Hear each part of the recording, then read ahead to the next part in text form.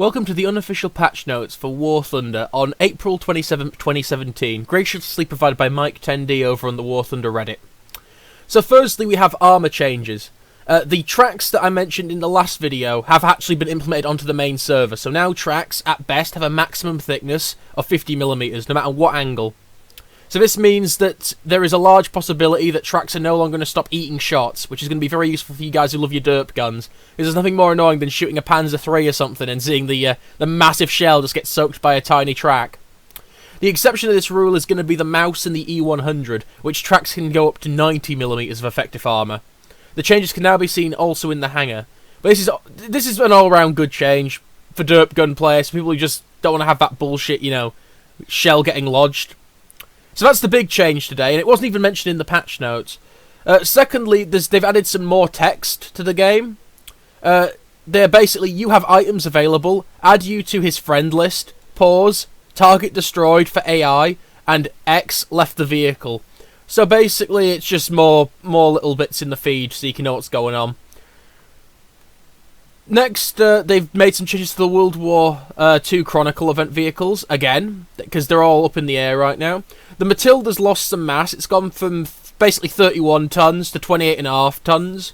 But you're in a Matilda, so this is going to slightly increase your acceleration, but it's not going to be too major, because you're going 14 miles an hour best part of the day, no matter what. The other change is to the Yak 3T, which has gone from a rank 4 to a rank 3 vehicle, which is actually really bad, because now you can't grind jets with it, which is what would have been useful for it. So, you've got a kind of mixed bag now. If you wanted to get the Yak 3T for a grinder, you're better off now just putting a talisman on your Yak 9P. But if you're a collector, this isn't probably going to affect you at all. Finally, there are 2 new decals that have been added to the game, both for Axis. So for you Nazi fanboys out there, you're going to have some fun. At least you would until you realise they're both Italian.